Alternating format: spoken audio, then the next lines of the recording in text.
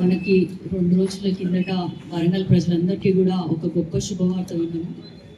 వరంగల్కి మామూలు ఎయిర్పోర్ట్కి క్లియరెన్స్ రావడము, కేంద్రం నుంచి గ్రీన్ సిగ్నల్ రావడము చూస్తున్నాము.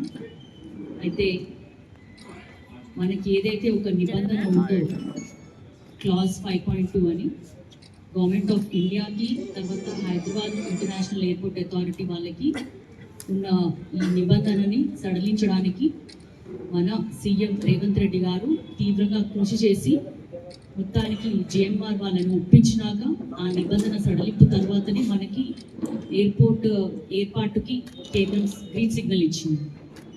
అయితే నా ఎన్నికలప్పుడు కానీ ఎమ్మెల్యే ఎన్నికలప్పుడు కానీ కాంగ్రెస్ ప్రభుత్వం ఏదైతే హామీలు ఇచ్చిందో మన వరంగల్ని రెండో రాజధానిగా డెవలప్ చేసే దిశగా ఎన్నో అభివృద్ధి పనులు నేను చేసి పెడతాను, ఇప్పటి నుంచో దాదాపు 20 ఏళ్ళ నుంచి పెండింగ్గా ఉన్నటువంటి అనేక సంక్షేమ పథకాలే కాకుండా అభివృద్ధి పథకాలు అంటే ఒక కోచ్ ఫ్యాక్టరీ తెప్పించుకోవడము, ఒక మెగా టెక్స్టైల్ పార్క్ తెప్పించుకోవడము, తర్వాత ఎయిర్పోర్టు మామూలు ఎయిర్పోర్ట్, తర్వాత మన అండర్ గ్రౌండ్ డ్రైనేజ్ సిస్టమ్, తర్వాత ORR IRR master plan approval, ఇవన్నీ ఒక్కొక్కటిగా అందులో భాగంగానే సీఎం రేవంత్ రెడ్డి గారు ఒక్కొక్కటి నెరవేరుస్తూ వస్తున్నారు.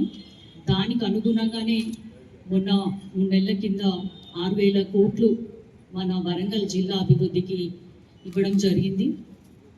అయితే మనం చూస్తున్నాము ఇప్పుడు గత 2 రోజుల నుంచి మేమంటే మేము తీసుకొచ్చినాము అని బీఆర్ఎస్ బీజేపీ ఏదైతే చెప్తుందో ఒకటే ఒక క్వశ్చన్ మా వరంగల్ వెస్ట్ ఎమ్మెల్యే గారు అడిగింది, మేమందరం అడుగుతుంది ఏంటంటే మరి 10 ఏళ్లలో ఒక చిన్న ఎన్ఓసి కూడా మీరు ఎందుకు తీసుకురాలేకపోయినారు? అది తీసుకొస్తే ఈ పాటికి ఎప్పుడో ఎయిర్పోర్ట్లో అసలు ఏర్పాటు అయ్యేది, విమానాలు కూడా ఎగిరేవి. ఈ టైంలో మీరు వచ్చి ఆ ఎన్ఓసి మేము తీసుకొచ్చినాక గత సంవత్సరం 2024లో దాదాపు 2-3 సార్లు వెళ్ళడం జరిగింది రేవంత్ రెడ్డి గారు. గవర్నమెంట్ ఆఫ్ ఇండియాలో మినిస్టర్స్ని కలవడం జరిగింది, అట్లాగే నేను కూడా పర్సనల్గా కలిసాను 2 టైమ్స్. అది వెళ్ళినాక ఒక జనవరిలో మనకి నో అబ్జెక్షన్ సర్టిఫికేట్ రావడము, తర్వాత నెక్స్ట్ 1 వీక్ లోపే ఇవన్నీ కూడా క్లియరెన్స్ రావడం జరిగింది. మనకి కావాల్సింది ఎయిర్పోర్ట్ అథారిటీ వాళ్ళు అడిగింది 950 ఎకరాలు, అందులో దాదాపు 696 ఎకరాలు ఆల్రెడీ ఎయిర్పోర్ట్ అథారిటీ చేతిలో ఉంది. ఇప్పుడు మనం ఎక్విజిషన్ చేయాల్సింది ల్యాండ్ది ఆల్మోస్ట్ 253 ఎకరాలు. సో అందులో భాగంగా మన ప్రభుత్వం ఆల్రెడీ 205 కోట్లు నిధులు మంజూరు చేయడం జరిగింది ల్యాండ్ ఎక్విజిషన్ కోసం. అయితే మొన్న జరిగిన రివ్యూ మీటింగ్లో కూడా సీఎం రేవంత్ రెడ్డి గారు మేమందరం ఉన్నాము అధికారులతో సహా. అందులో ఆయన ఏమంటారంటే వరంగల్కి ఈ ఎయిర్పోర్ట్ జస్ట్ ఎయిర్పోర్ట్ లెక్కనే కాకుండా ఒక shopping complex, malls, market area, business area, పిల్లల కోసం ఒక రిక్రియేషన్, ఒక హ్యాపెనింగ్ ప్లేస్ లాగా ఉండాలి. వరంగల్కి అలాంటి ప్లేస్ లేదు కాబట్టి ఒక ఎంటర్టైన్మెంట్ ఏరియాలో కూడా మనం డెవలప్ చేసుకున్నట్టయితే బిజినెస్తో పాటు చాలా మందికి ఉపాధి లభిస్తుంది, అట్లాగే ఎయిర్పోర్ట్ కూడా చాలా సక్సెస్ఫుల్గా రన్ అవుతుంది అని చెప్పడం జరిగింది. ఇప్పుడు మన దగ్గర ఉన్న ప్రస్తుత ల్యాండ్తో చిన్న ఎయిర్ క్రాఫ్ట్స్ రన్ చేసుకోవచ్చు, కానీ అది కాదు, మనం కార్గోస్ రన్ చేసుకోవాలి. ఎందుకంటే మనకి already Kakatiya mega textile park ఉంది, దానికి కావాల్సిన బిజినెస్ మనకి వేరే దేశాల నుంచి వస్తుంది కాబట్టి వాళ్ళు కేవలం మాకు ఒక ఎయిర్పోర్ట్ ఫెసిలిటీ కల్పించండి అని కోరడంతో సీఎం రేవంత్ రెడ్డి గారు తెలంగాణలో వరంగల్ని చాలా అత్యంత వేగంగా అభివృద్ధి చెందాలి అన్న ఆలోచనతోటి దానికోసము ప్రయత్నించినారు, సక్సెస్ఫుల్ అయినారు.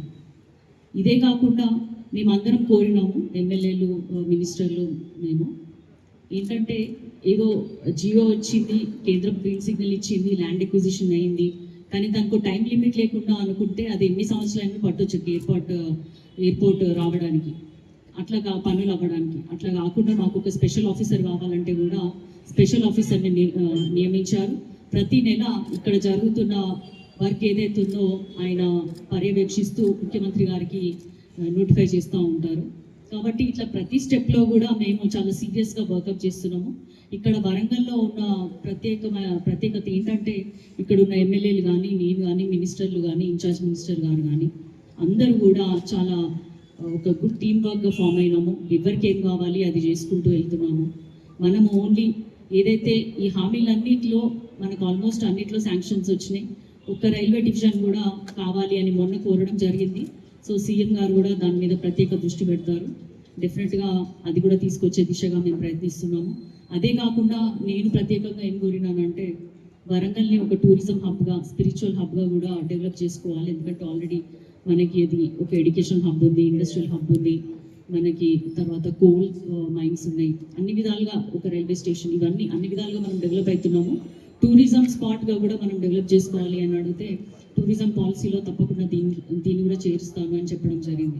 కాబట్టి ఇవన్నీ ఎందుకు సాధ్యమవుతున్నాయి అంటే సీఎం రేవంత్ రెడ్డి గారి నిరంతర పర్యవేక్షణ. తను ప్రతిసారి ఢిల్లీ వచ్చినప్పుడల్లా కూడా ఎంపీలందరినీ వెంటబెట్టుకొని మన జిల్లాకు కావాల్సినవి, రాష్ట్రానికి కావాల్సినవి ప్రతిసారి వెళ్ళినప్పుడల్లా రిప్రజెంటేషన్స్ ఇస్తూ అడుగుతున్నారు. వీళ్ళు ఏదైతే 2005లో ఇచ్చినామో ఎప్పుడైనా ఒక రిప్రజెంటేషన్ అక్కడ ఇచ్చి వదిలేస్తే ఎవరు పట్టించుకోరు. ఒక కంటిన్యూస్ మానిటరింగ్ ఉండాలి, కంటిన్యూస్ ఫాలో అప్ ఉండాలి.